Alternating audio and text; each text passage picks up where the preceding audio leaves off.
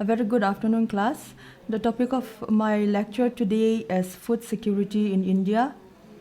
This is a topic from Unit 2 of your Agriculture Economics 2. I'll be giving you a brief explanation of the history of food problem, main causes, and policy measures to solve food problem. And please remember, because we have limited time, I will be going very briefly on each of the topic. Now, first of all, what is food security? Food security implies access of sufficient quantity of food by all people at all times to lead an active and healthy life. Now, the basic question is, do the people in India have adequate or sufficient quantity of food to lead an active and healthy life at all times? Let us have a quick check. Now, this is a report by the United Nations Food and Agriculture Organization, the State of Food Insecurity in the World 2015. According to this report, nearly a quarter of the world's hungry live in India. And the hunger score for India in 2017 was 31.4%, which indicate a serious situation which calls for immediate action. And the proportion of undernourished in the population was 14.5% in 2014 and 16. That is 1 in every 7 person is undernourished in India.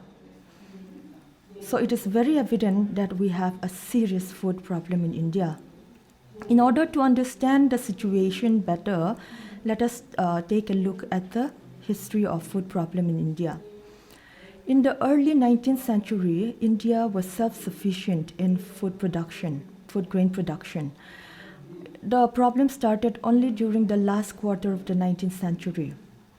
In 1880, the Famine Commission remarked that British India and Burma had an annual surplus of 5.16 million tons.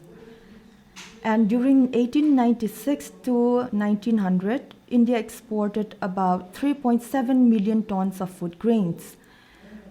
So when you look at the export of food grains, does that mean that during those periods that we have food security? Does that mean the existence of excess surplus? No, because during those period, the export of food grain was a part of the annual tribute extorted from the country.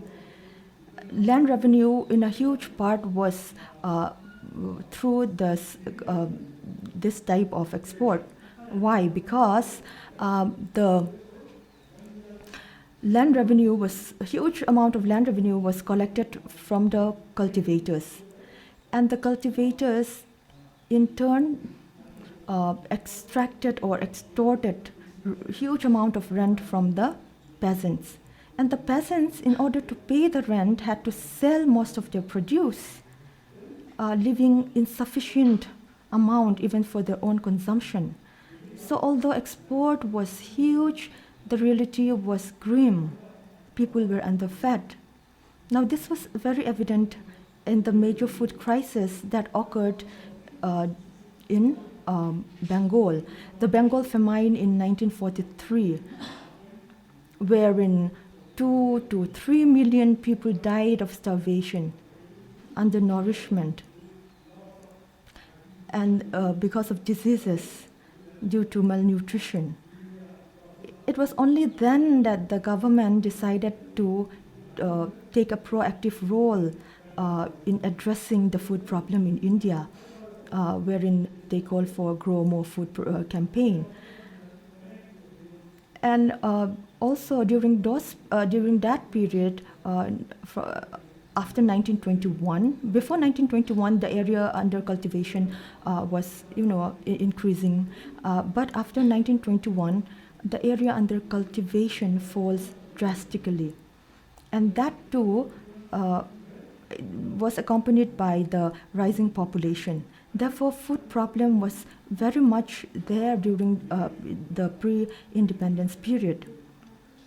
And it was furthermore aggravated after independence, because India got 82% of the total population, with only 75% of production area under cereal, 68% of production area under rice, and 65% of production area under wheat. And also, the food problem was acute during the 50s and 60s. And during the second plan, due to drought, flood, and cyclone in various parts of the country, the country faced a food crisis, a major food crisis, in which it had to enter into an agreement with the United States of America, and this agreement, popularly known as the PL 480 Agreement 1956, wherein India has to import food grains from America. And the situation was so severe at that time that for a decade, that is from 1956 to 1966, the food policy in India was based solely on imports of food grain from the US through the PL 480 agreement. However, the intensity of the food problem declined with the adoption of the new agricultural strategy, that is the Green Revolution. So, since 1966, with the adoption of the Green Revolution, the production of food grain increased to 145.5 million tons at the end of the sixth plan, and since 1970s, we have been self-sufficient in certain food grains, although edible oil and pulses are still imported even till today. Now let us have a quick look at the causes of food problem. I will not explain all this in detail. First, as I mentioned before, population is increasing, whereas the area under cultivation is limited, and it is not expanding as fast as the increase in population. And the partition of the country, like I mentioned, aggravated the problem, because the food surplus area, like West Punjab, Sindh, and East Bengal, they went to the Pakistan side. So again, we have aggravation of the problem. Because of that, the production of food grains decreases, and the index of food grain prices has been increasing over the years. So the consumer prices of food grains have been increasing over the years, which reduce the purchasing power, especially for the poor. And widespread poverty and unemployment in the country, again, cause food security problem, and uncertainty in production, because the country is still the agriculture in India is still very much dependent on monsoon. It is still a gamble of monsoon. And loss of food grains due to pest is another problem.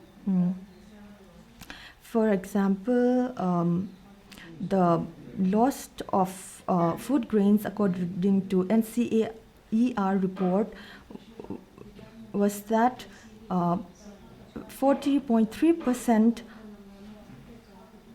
in cotton production is lost due to pest, and paddy, jowar, sugarcane, 8.8 to 12% of the production is lost due to pest. Inadequate marketable surplus, again, is another problem, because the cultivators do not sell all their produce, and hoarding by the retailers or the wholesaler so as to create artificial shortages is another problem. And inefficient or corrupt administrative practices again pose a problem. So that is very briefly the main causes of food problem in India. So having said that, we can distinctly divide the food problem of India in three different aspects. One is the quantitative aspect, which which refers to the actual quantity of food grain supplied, and qualitative aspect, which refers to the deficiency in nutritional intake, and the increasing index of food grain prices, which erodes the purchasing power of the people, especially of the poor. Now, coming to the policy measures to solve the food problem. Number one, measure to increase agricultural output. Technological measures. The government adopted technological measures to boost agriculture production. Example is the new agriculture strategy in 1966, where HYV seeds, fertilizers, etc. were used. However, the success was limited to few areas like Punjab, Haryana, and Western UP. And you have the institutional reforms, that is the land reforms, measures, and legislations on sealing of land holdings, regulation of rent, conferment of ownership to tenants, etc. However, again, this was met with a limited success in the country. Another measure is to improve agricultural output is land improvement, that is reclamation of barren land and increasing the cropping intensity by introducing multiple cropping, etc. And you have the support prices, in which farmers or cultivators are assured minimum support prices so that they get a remunerative prices for their product.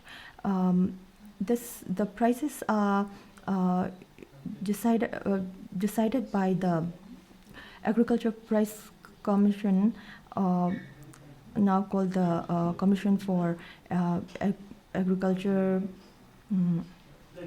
Cost and Price, who decides the prices of agriculture produce, taking into account the situation in the country.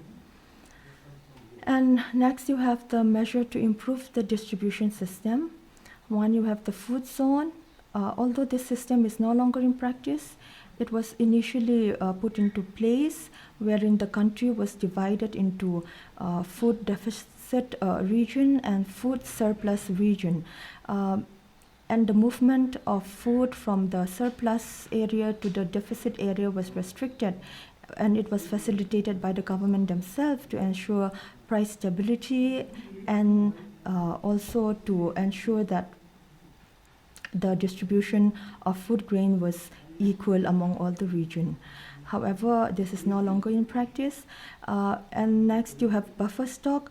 In 1973-74, the government advocated building a buffer stock of 5 million tons of food grain. Now, this was to ensure regularity and certainty in the supply of food grains. And you have the PDS, the public distribution system, which is the largest food security network in the world. We will be discussing this in detail, so I'll skip it for now. And thirdly, you have measure to improve consumption. Population policy, in which the government give incentives so as to encourage people to adopt family planning. And we have the nutritional program or nutritional policy, in which the government try to provide supplementary nutrition to preschool-going children and pregnant women in particular. This was launched in 1970-71, and 300 calories and 10 to 12 gram of protein provided to children up to the age of 6 years for 300 days, and 500 calories and 25 gram of protein to pregnant women for 300 days. And market intervention scheme, Now, this is an ad hoc scheme that is this is an ad hoc scheme for horticulture and other commodities which are of perishable commodities which are not covered by the minimum support price. Now, coming to the public distribution system in India, this is the most important food-based safety net introduced by the government of India. The main objective is to provide essential consumer good at cheap and subsidized price to consumer so as to insulate them from the impact of rising prices and maintain minimum nutritional status. Now, what the government do is it purchases part of the marketable surplus with the trader, millers, and producer at procurement prices and are distributed to consumer through a network of fair price shop. The items covered, the important items covered are rice, wheat, sugar, and kerosene, and it covers the whole population who anyone with a proper residential address, are given ration card wherein they have an access to the items that are covered under the PDS system through the fair price shops.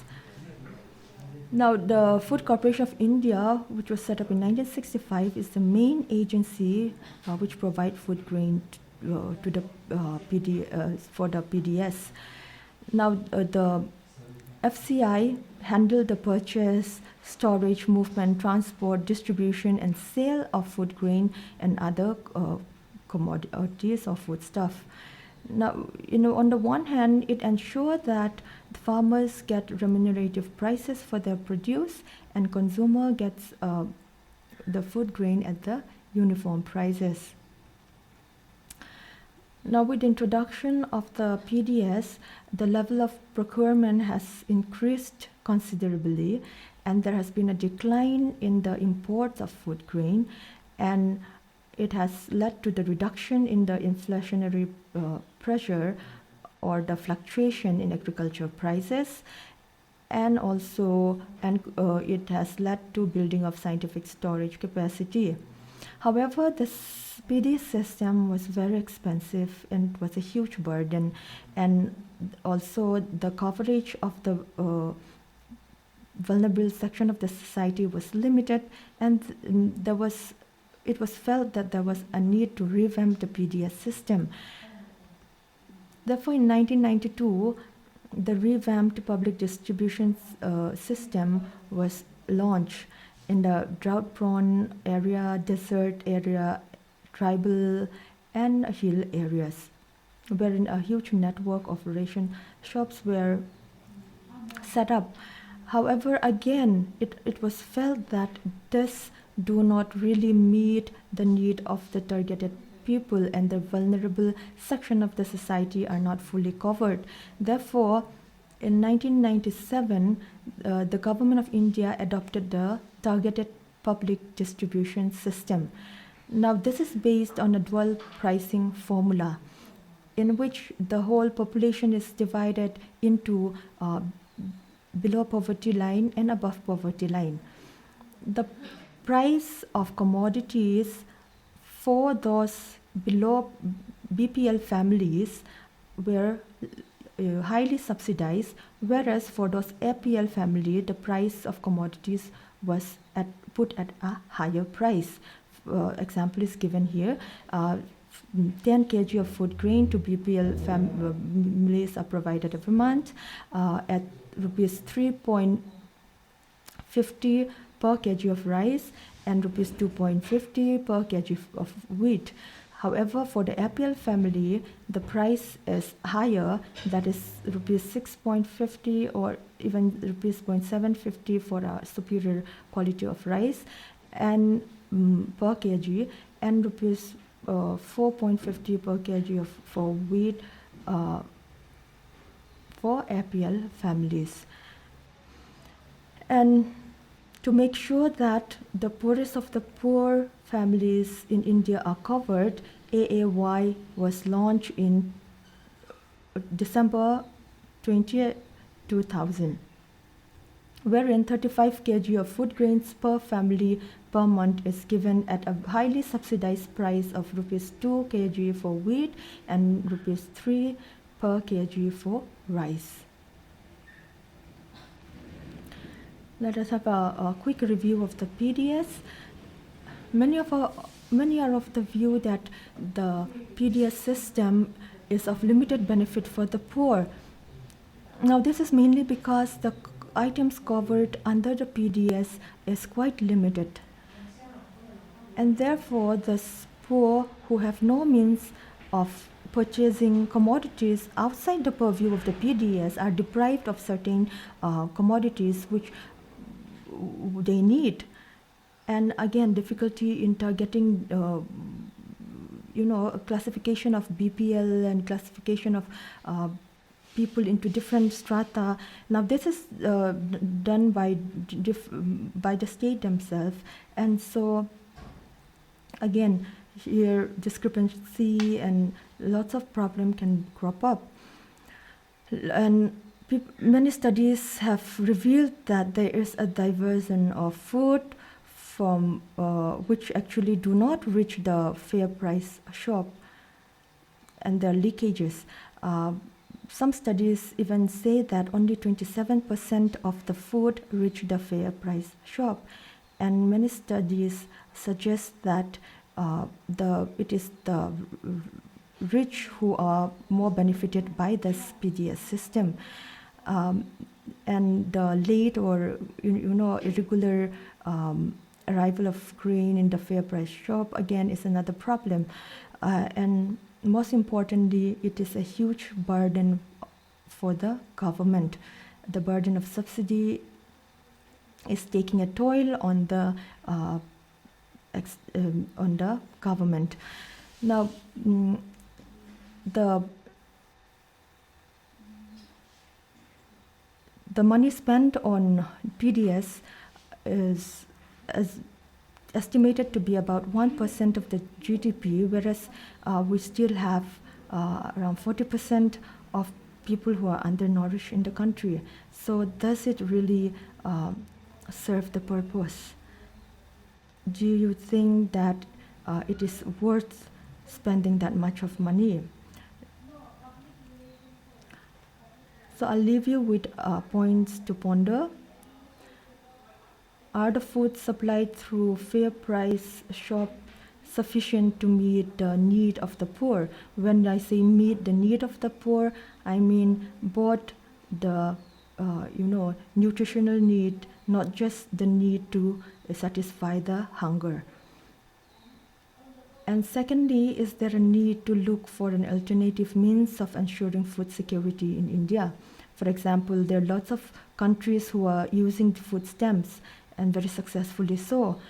Is it time that India switch to an alternative means of ensuring food security in the country? I'll leave you with these 2 points. Thank you.